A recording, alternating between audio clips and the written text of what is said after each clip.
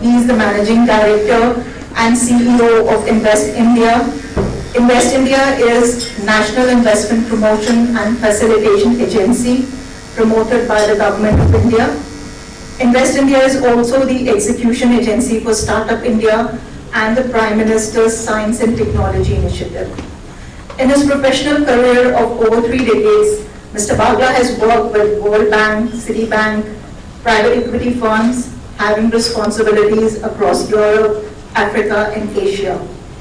He is a member of several high-level government companies, including FinTech, Innovation, and Infrastructure. He is on the advisory board of the government's $7 billion fund of funds for MSMEs and the investment committee for the government $1.5 billion fund of funds for startups. He has a bachelor's degree in economics from St. Stephen's, New Delhi, and a dual master's in international diplomacy and international trade. She reminded me 3 decades of working. But the interesting part there is that even now, if somebody asks me where do I belong to, it's always a very difficult question to answer. But the instantaneous answer is always Chandigarh. Though I think I've spent far more time in Delhi and in other cities, apart from Chandigarh, because I spent my late schooling and early college was here. And then there were quite many years in Washington, D.C. with good memories. And then it was Mumbai for a very long time. And I think that's a great city to grow up when you're single. And it's a very nice, interesting, professional place to be.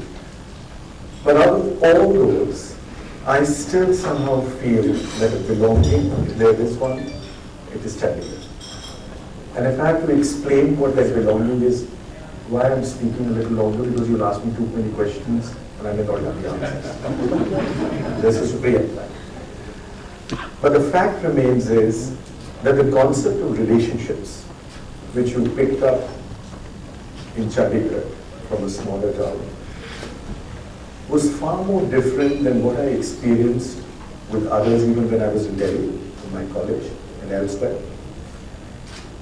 And somehow there was a blind faith and trust in every relationship you went into, with all your classmates and everything. It was a family. And then you would fight for each other, you would give your blood for each other. Then somebody, a friend of mine who was in Stephens told me that you guys are too Bollywoodish. But whatever that be, the concept of relationships comes from that small town. And I think that remains fairly well ingrained. So my relationship with BBG stands on that ground. Okay.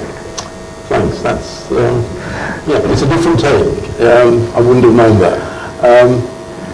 So, your late school... So, why wouldn't you have known that? Are you questioning the relationship? No, I think the relationships are very important and you're really good at them. But I would pride myself with being a big city guy. I've only ever lived in large cities. You know, anywhere smaller than London or Delhi is, you know, Hicksville. So, I don't think it stops relationships. I mean, relationships are not just about small towns or smaller cities. Because I think, you know, large cities tend to divide up into small groups, anyway. But I think that people want to know more about your views and what you think and where you've been coming from, rather than hear me speak. So, you did your late schooling and early college in Delhi. You're a Stephanian, I believe. That's an institution of learning. It's not just a college. I just wanted to put it in perspective. And what did you read there? So I did economics. Yeah. But I must tell you, the big first jolt came is when I joined St. Columbus from my school in Chandigarh. Now this was the big metro boys, and you know, some of them sitting here, and we were from this small town. And mind you, the first time when you went into class, you were always trying to wonder, how do you pace yourself and how do you position yourself with these big metro types? And that was the first big challenge, which comes, you know, talking about small towns. Yeah. That's where it all originates from. So that's where if you see the small town people, and that takes me back to my Startup India. Sorry, I always take it back to Startup India. But the fact remains that there is an inherent positioning in you to be able to fight it out in the big world. And I don't want to sound as acrimonious as fight it out. And that's where I see the biggest thing for me is when I see the startups coming from my smaller towns and cities.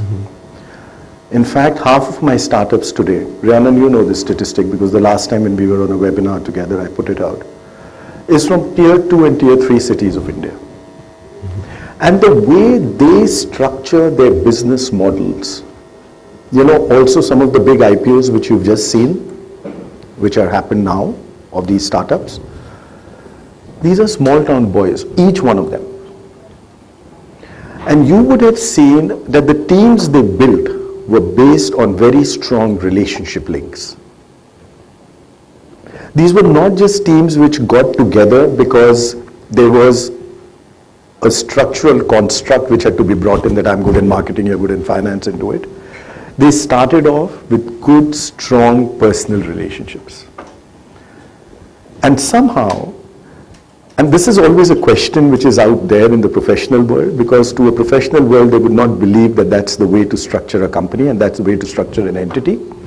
But you are now noticing that these structures which were based very strongly on personal linkages and relationships are the ones which are lasting much longer and delivering very well. And they're delivering value today. The second is their ability to fight it out, because there is this inherent desire to be able to make up to the others.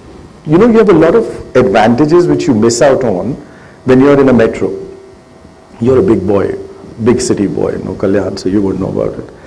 But on everything, whatever there is, aspects of life which we take granted. For example, even if you drive up the Rashtrapati Bhavan, all that vintage, when we would come from small towns, it was a big thing. Even now, you know, one of the most interesting thing is, if you go there and you see the tourists coming in from those small towns and villages, for them it is huge. That edifice and the ability to be there. And we often miss that. I'm speaking too much? You want me to stop? No. Okay. So those kind of things are the elements which are now driving a large number of the business models which are now coming up in the startups. And I was having a similar discussion with the Naukri.com guy, Sanjeev Bichchandani, because we were school and college together. And he was the one who actually brought this point too, that personal relationships of these people who are coming from the small towns and the linkages which they've created, apart from the fact that their ability to understand India is much better than those coming out of the 5 metros of India. Delhi is completely different from where we come from. Yeah.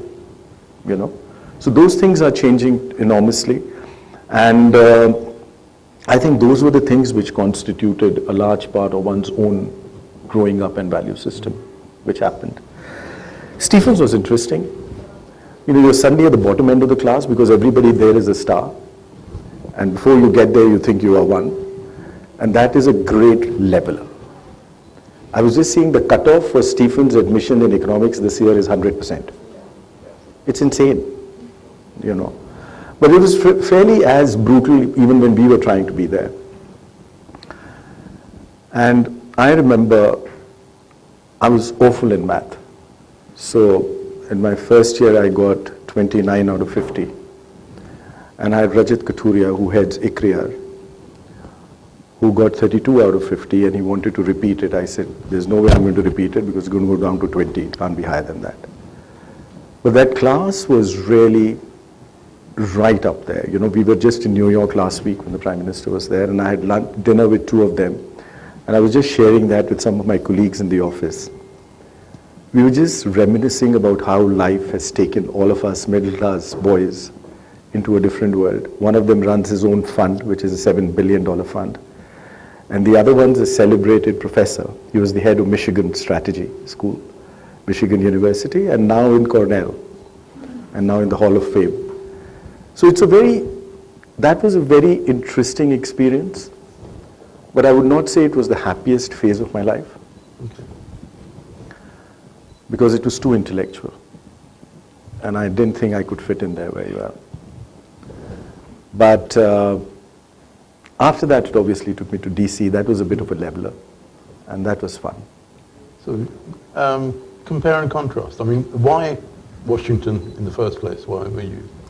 Actually, that was the place where I got admission, and they gave me full aid. So it was an easy choice. Nowhere else was I getting full aid. And it happened. I was the only Indian there. Actually, I was the first Indian in that school. The School of Foreign Service at Georgetown is actually a training ground for the US Foreign Service. You would know that, Rhiannon. And then they started taking in Foreign Service officers from 16 other countries. So actually, I was the only one who was neither and was the baby of the class, and I used to be treated as one. But that was a very interesting, very cosmopolitan experience which happened. And we had some very interesting professors. We had Dr. Henry Kissinger, and we had Madeleine Albright. So I was her assistant for over a year. And there was some very interesting learnings from these kind of individuals, you know.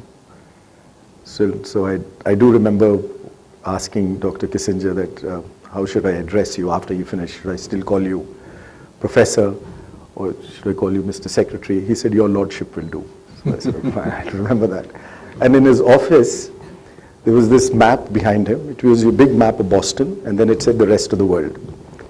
And that is what he said was the world map for him, and that is the world view. So that is how it all came about. So, comparing Georgetown with Stevens, or are they not Stephens comparable? can't be compared, Kalyan. Stephens is. Okay. As I told you, it's a temple of learning.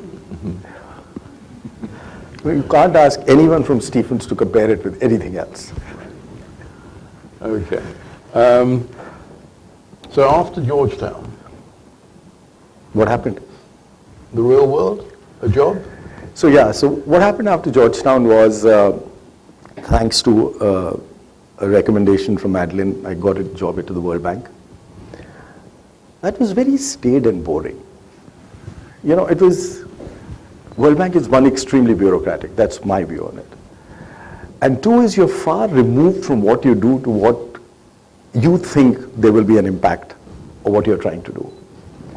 And it sort of does test your patience beyond a point. And then that was a time when you were wanting to do better. But by the way, the only thing which I ever wanted to do was journalism.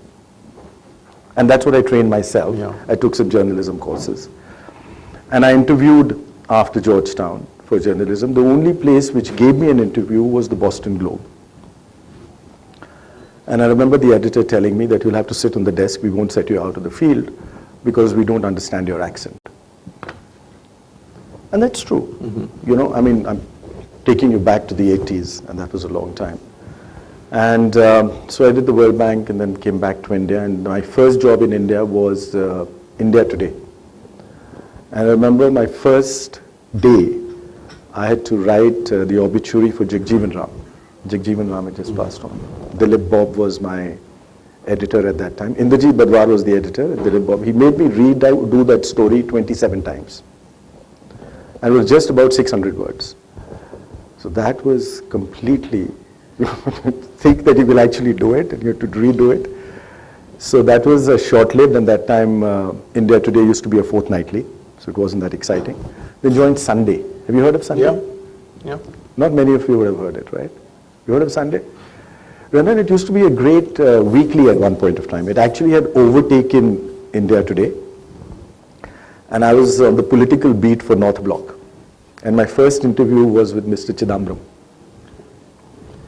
And I loved his arrogance. You know, he really makes you feel that you're completely wasting his time and you don't even need to be in that room at all.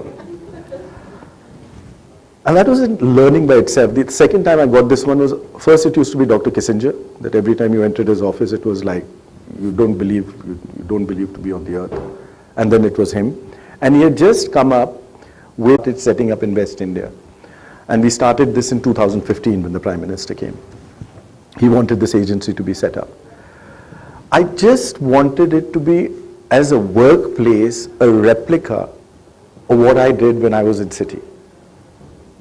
And when you like a place, You would work crazy, but you would party crazy too. And that's what I wanted this entity to be. So, everyone who joins the entity, I do spend time with them.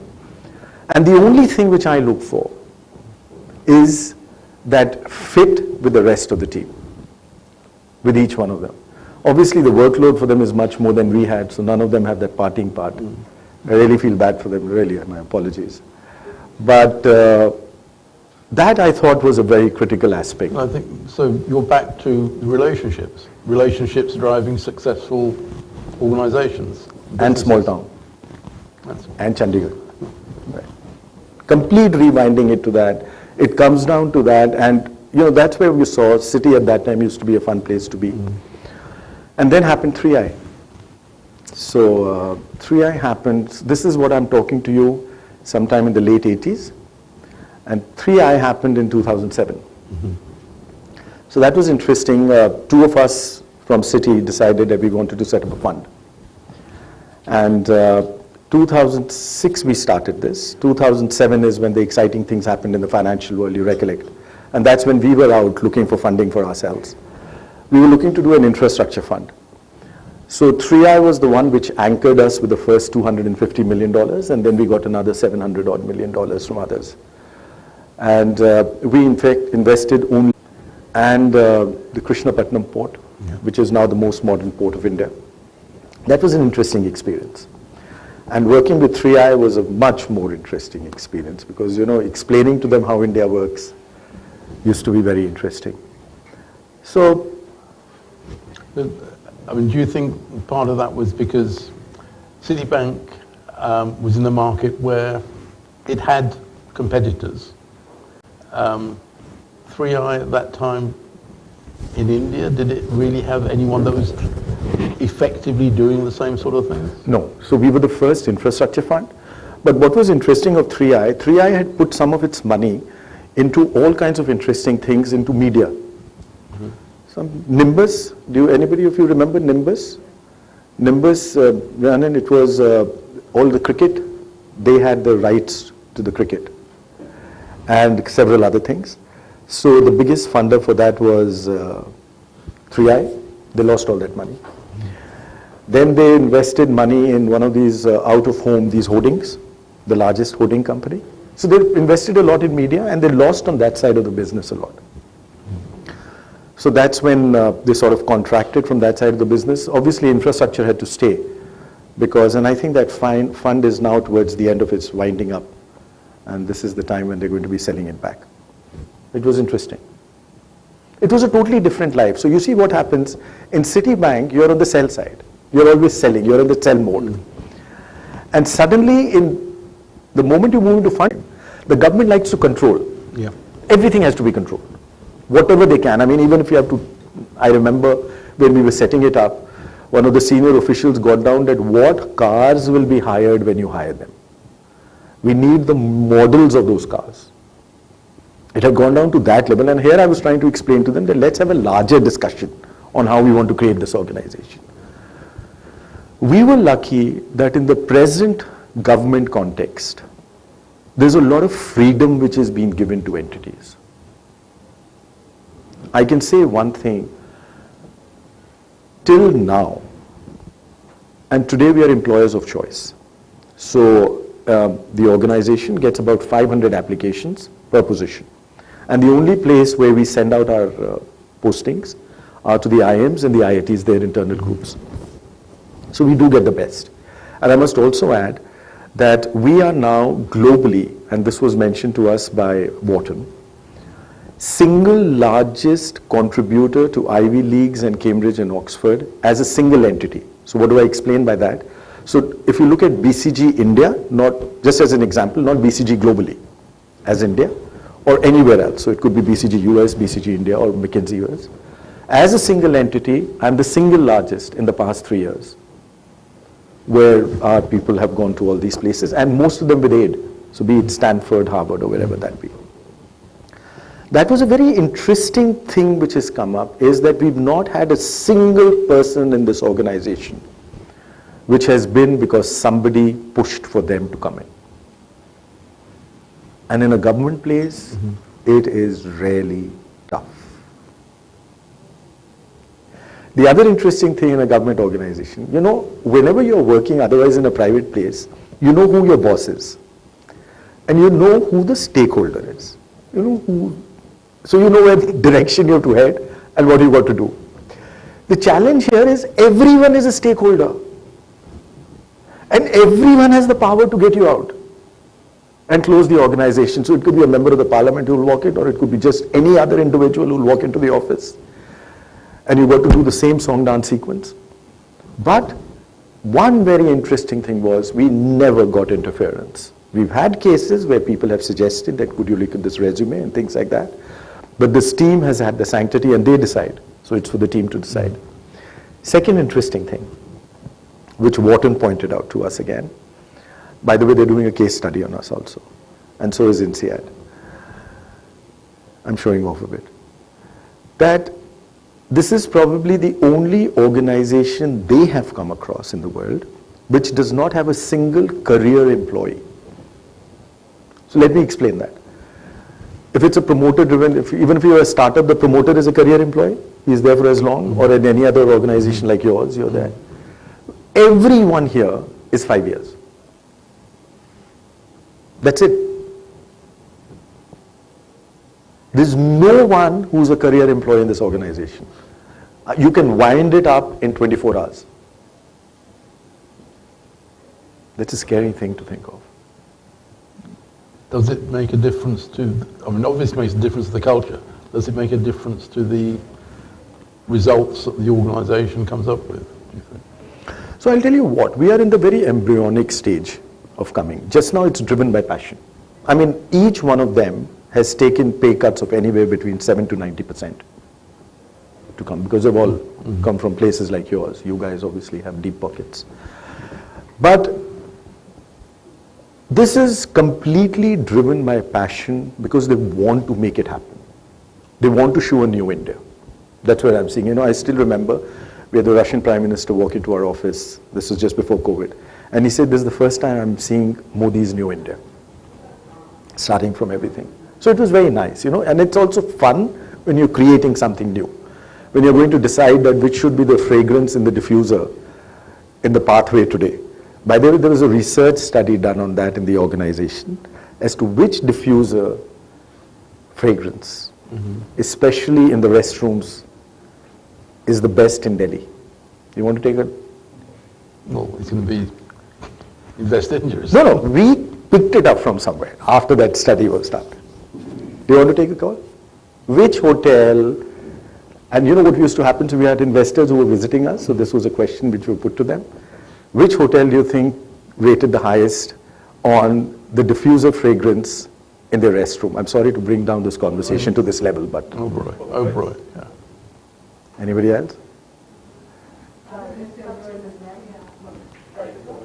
So you guys have a strong brand preference on the Oberoi, yeah? It's a good brand India has created. Think about it, but it wasn't the Oberoi. It's the Imperial. Is it? And it's very interesting, when you go down to that depth and level, and the question here was that everything starting from, so they designed their own office, and that was a big challenge within the government again to do it. But it's fun. So, when you're doing things like that, every day and every small thing is being given importance and every big thing is being given importance, it becomes a little more interesting. What it will be after 5 years, I don't know. Also because we were small, today we are 300. That's also a little bulky. I think this organization will be another 500-600 by the time. Also, it's spread out all over now. They're just doing too much. Everything, every element of what is happening in the system. And I'll tell you, the first wave of COVID, these youngsters, they created a helpline. It's called the Business Immunity Platform. And now it's a global gold standard. We were the only ones who did it as an IPA. They did not sleep night and day. They had over 12,000 queries, starting from a little child in Nasik who needed, she was a cancer patient who needed the medicine and all supply chains were locked, to a bread company calling up 2 in the morning that our trucks are on the border and they are not letting us in, to a chemical paint company which had 16 trucks across the country. And they said, and suddenly the lockdown was happening, and they said, if you don't take us into shade when the sun rises, they'll blow up. To all these kind of things, to those students in Kota, you remember those students in Kota where we had to organize 20 buses to take them all the way from there? Or getting queries like, we had this little person, this young lady in Bangalore who lost her father in Noida, and how a car was organized for her, so she got right through. And you know, when you're passing from one state to the other, you needed a pass. How the team was up all night just to ensure she was not stopped. But the first wave was a little good in many ways because we had a success rate of about 90 to 95% of these issues which came in. And they were all across. You know, from a call center not being able to operate out of Bombay, and they were processing global transactions of your credit cards, etc., getting those organized, or helping Delhi police, how do you issue those curfew passes? The second wave was brutal. You know, it just killed my team. When you would get a call that we need a bed and the person's going, and you don't even know that person, and 9 times out of 10 you can't help. And you never knew, and then 2 hours later you'll get a message saying that, you know, the person's gone, don't worry. It killed everyone. And I lost a youngster, a 26-year-old. Can't forget. Every family was touched this time. This time it just killed everyone. And I think the mark it has left on each one of us, it has changed the way for everyone as a DNA on how you look at work, how you look at relationships, and how you look at life. And full points to them. They still worked day and night, from getting oxygen across, from seeing oxygen trucks which were blocked at borders, and they were waking up at nights. And they are young. They used to get calls from hospitals and saying, if you don't get us oxygen in the next 2 hours, I'll have 26 patients gone. And my youngsters scurrying around trying to make that happen. Yeah. It was brutal. But what was interesting is the ability to still do it and to get up and say, guys, we'll do. Their control centers, the oxygen, and you know, all the working groups of the government, these were the teams which supported them, night and day. And even though they were hurt themselves. But yes, it was tough. The second wave, I think all of us probably experienced it in a similar manner. Good learning. Yeah. But, you know, a tough place to be, yes, but getting through it.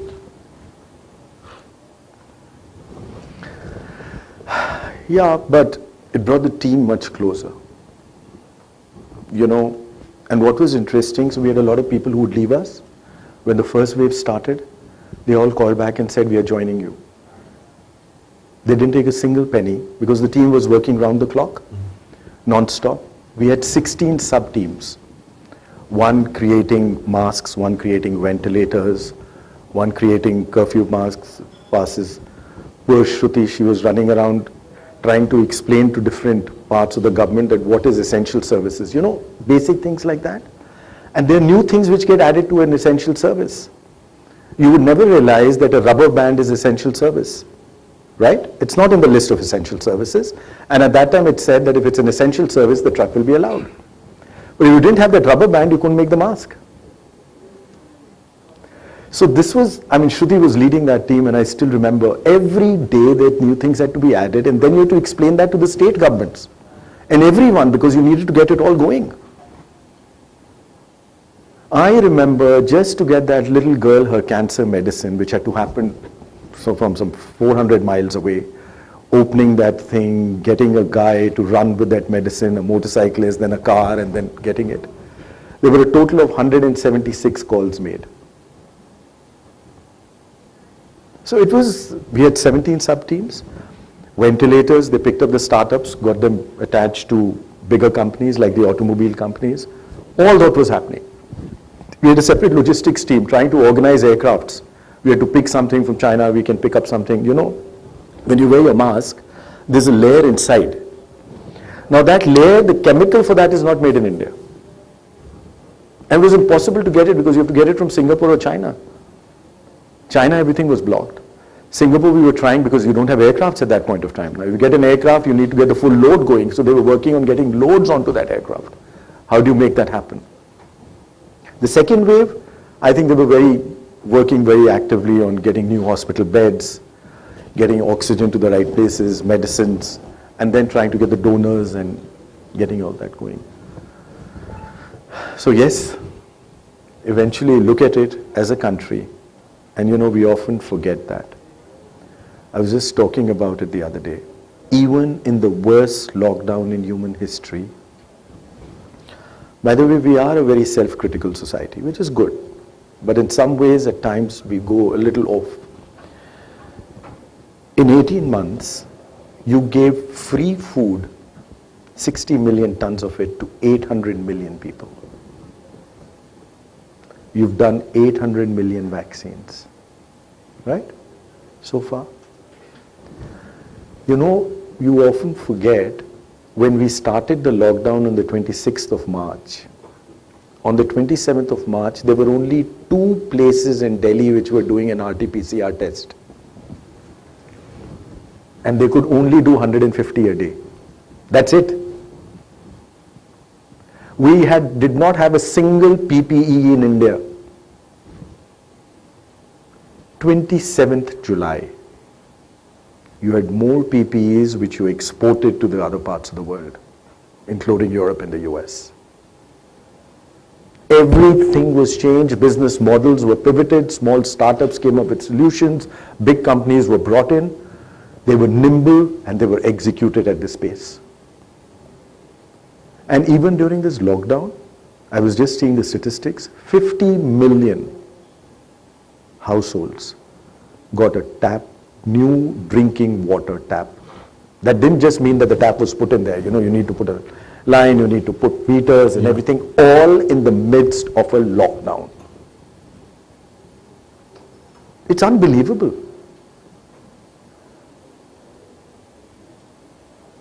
And we all lived through it. And by the way, they were also doing the free food service. So they created food and how to make it happen.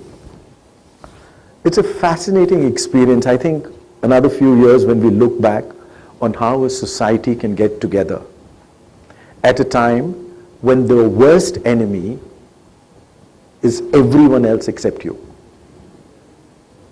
There's no one close to you, right? And yet how they mustered in together to make it all happen. Sorry, I don't think we need to have such a morbid conversation at this time of the day. But it's...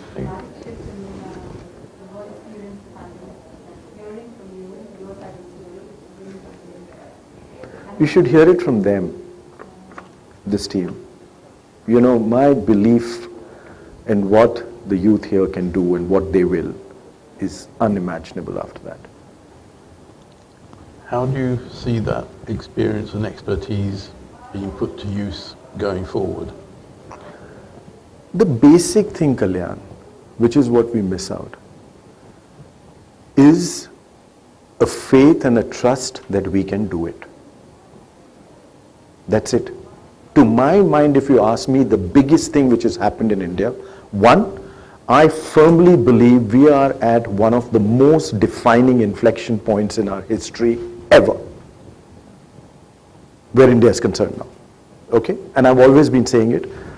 Never before you had transformation at such scale and pace as which is happening today. And it's all because of, if I have one single thing, is digitization. The digital India thing, it's just taken off completely. But with that, what has come is a mindset change. A mindset that yes, we can.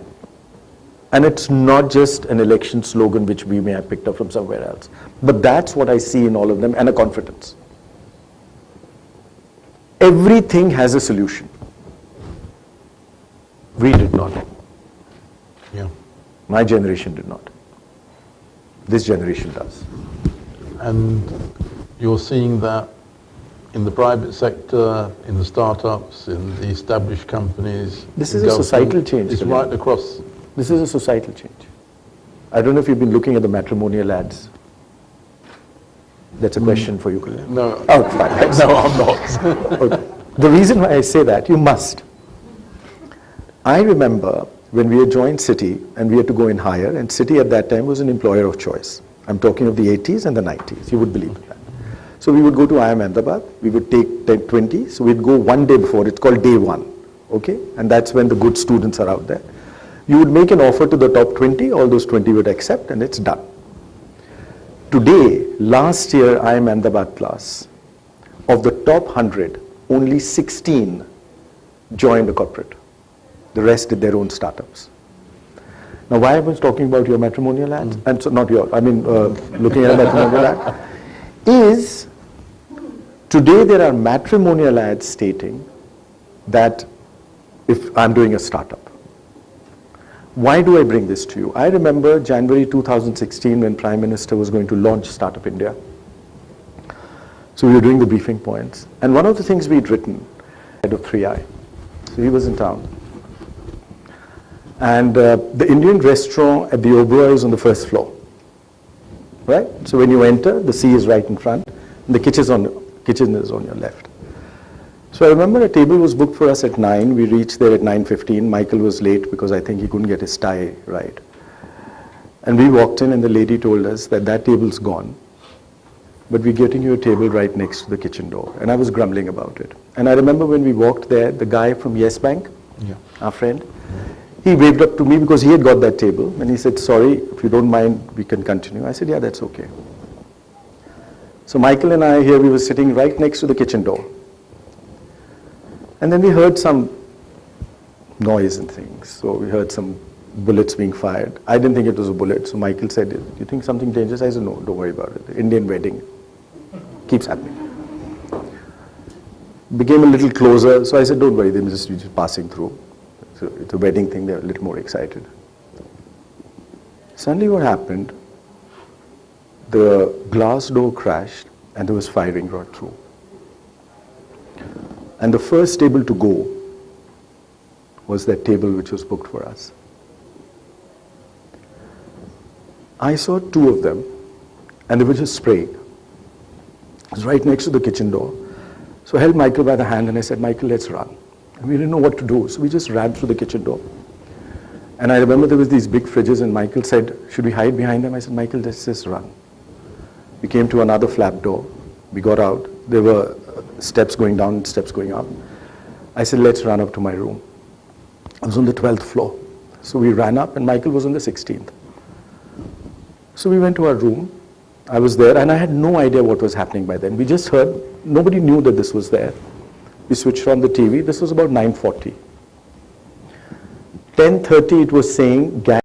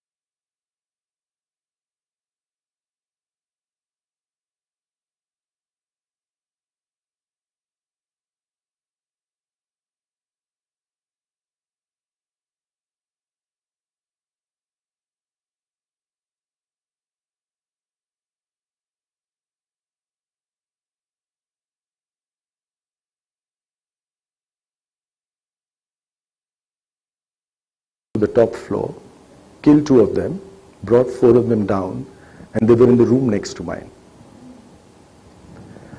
So every few hours, there would be a lot of howling, screaming, crying, and the bullet would shot, and silence. By that time, your entire friends group, my Columbus friends group, Stephens, Chandigarh, and it had all gone that I was there. And you should never take a phone call at this point of time, so it was just SMSs happening. And it's very interesting that, in times like this, our language to convey what we feel is very limited. Of those 800 odd SMSs, there were only 3 which would cover 67% of them. Don't worry, we are there. You will be out soon. And some said, Ki Hanuman Chalisa padho. Hanuman Chalisa is Lord Hanuman's thing.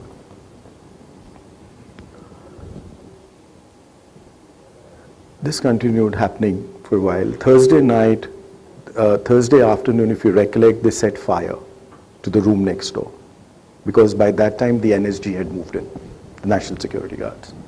So there was smoke bellowing right through. And I remember that if the smoke comes in through the window, we can't open the window. So in the middle also, on Thursday morning, Michael said that can we try something by opening the window and jumping out? So what we did is there were 6 bed sheets. In a hotel room, if you have double bed, you have 6 sheets. You can ask me anytime. So you tie them, we wet it, then we tied it and made it into a knot. I tied it. By the way, Michael had had a heart attack just 3 months before. So I was just concerned that he doesn't get into that scenario again. So I used to have an antacid pill with me, and I used to give it to him every night in the morning. He would not eat anything, nothing. I'd created a bunker in the room. I'd taken wet towels and I'd blocked all the vents. And I'd given him 2 small wet towels that in case smoke bellows, you cover your nose with it. So we tied up all those sheets and we realized that it wasn't good enough to jump. 2, he said, should we break the window? I said, we break the window, then we'll become the suction point for the entire building. So that's also not a good idea. So we were just sitting there with onwards. I had filled the tub with water. I had filled the basin with water. I had wet the towels and I had blocked the vents with those towels. So those, within each pen there is that lead which comes out. So you use that to put, because I thought that what they had done in Pakistan, that they would put fire. So you would have smoke bellowing in and then you're gone for sure.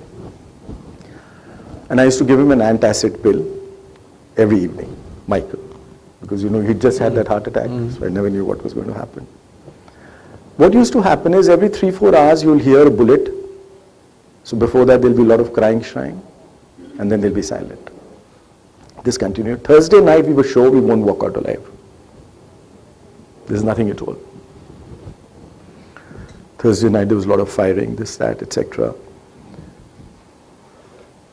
Friday is when the firing increased, and then I got a call on my phone. We were just sitting there and I didn't know should I pick up that phone or not. But I lifted it because it was making a noise and I thought they were in the room next to mine. Because what they had done is they had picked up those 4 hostages from the 18th floor, we were on the 12th floor. They brought those hostages down, they were in the room next to ours. So every 6-7 hours they would shoot 1 hostage. What we would hear is a lot of crying noise, bullet shot, silence.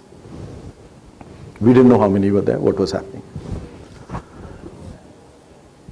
So all this was happening and the phone rang and you didn't know what to do. You didn't want that noise to happen, so you just picked it up. And he looked at me and said, you screwed up. Why the hell did you answer that phone? But we picked it up. And this person said that I'm from the NSG, from the National Security Guard. We just wanted to know if you're there, if you're okay. And probably they were doing that to each and every room. That you stay in the room, we'll take care of you. By 2:30 is when they came and we were one of the first we rescued down. Sorry, no, one of the last, because they started from the 18th floor. They would come down one by one, room by room. And it's very interesting with the way the NSG comes. There are 5 of them, they'll cover you and they run you down the steps and they take you there.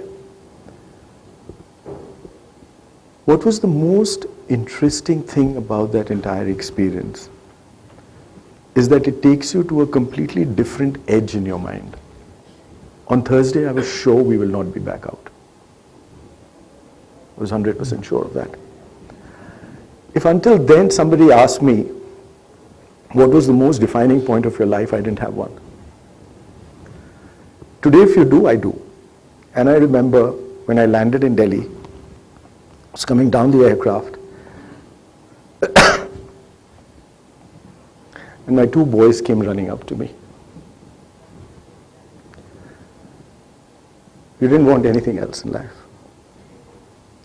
Nothing else mattered.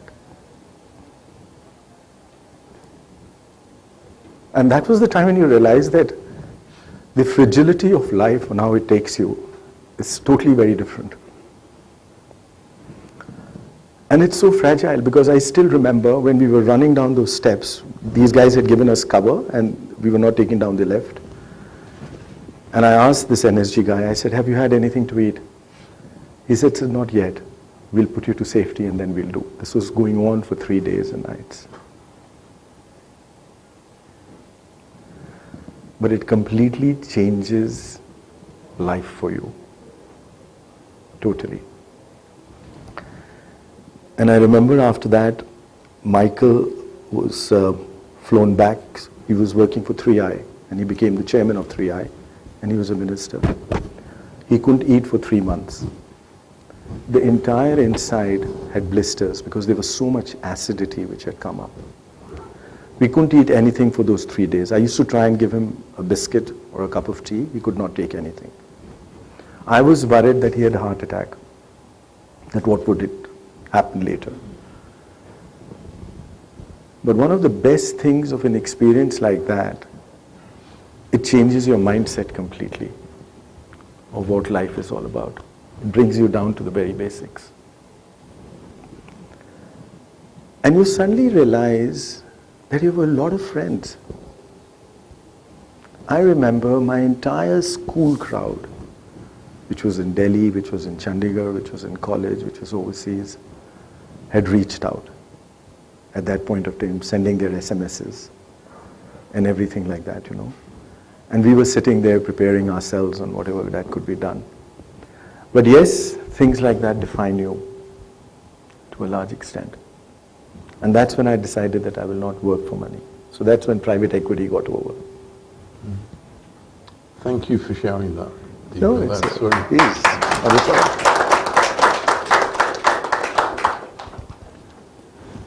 I think we're... Sorry, I got carried. No. Thank you very much, Deepak, for the time you spent with us, but also the amount of yourself that you've shared. We're very privileged and very happy about that. Thank you. I'm going to pass it over to Tarun, who's...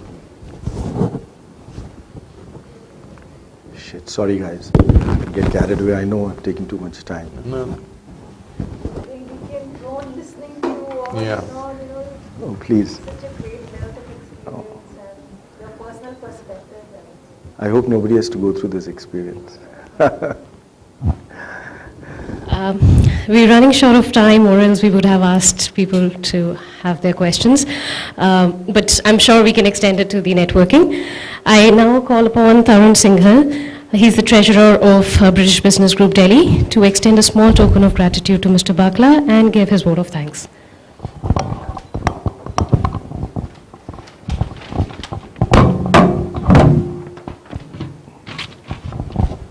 It's a long thing you've written, Tarun.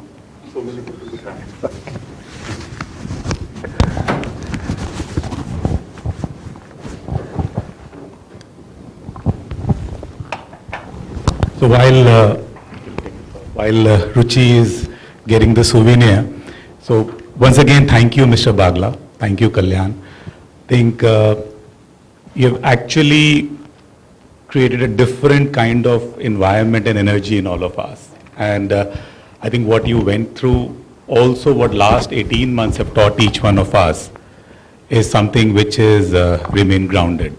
I think that's most important. And it's so lovely to see all of you here in person. I mean, and I think it's a wonderful evening in a physical format after many, many months. And special gratitude to you, Mr. Bagla, for what you have shared with us. I would also like to thank the committee and the members of British Business Group who are in this room, both the existing and the potential members for their presence and participation today. I also would like to thank Mr. Vikramaditya Singh, the CEO of the Claridges, for his help and hosting us at this beautiful venue. And he's suggested that once you're walking out, don't forget to peep in at the newly renovated Pickwick's, which is on the Charles Dickens theme.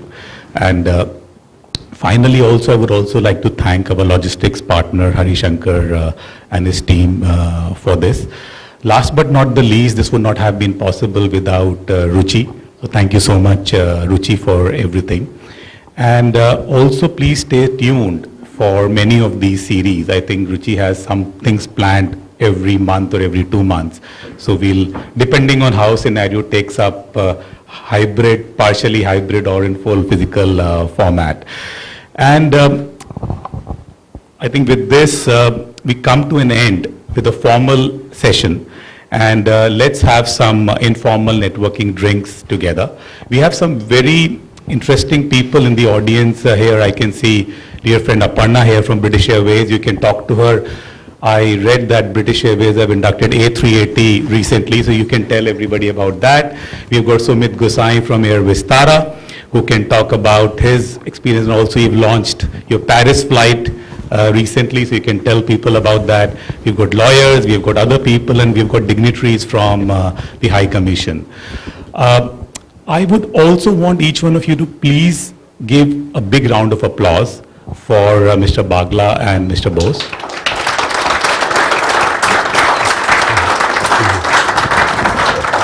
He's the star, always. And a much louder applause, pardon me saying that, for Shruti and the team, the way they led all the pandemic research. Shruti will be happy to share some of the experiences and learnings while we are gathering outside. So, Ruchi, may I please? They're truly absolute stars, I must say that. Exceptional team and full points. I'm being spoiled? Thanks, always a pleasure. Thank you.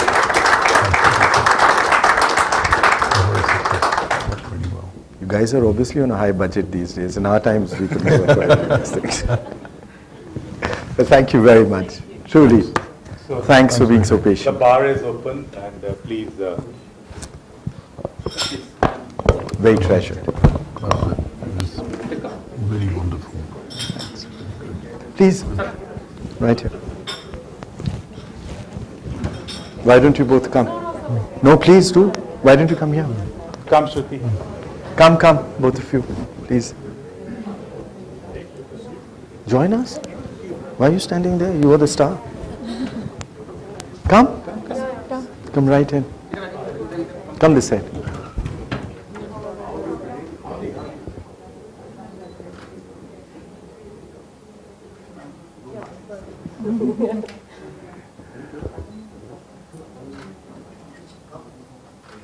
Thank you. Thank you. And thank you so much. It was fantastic. Oh, please. Fantastic.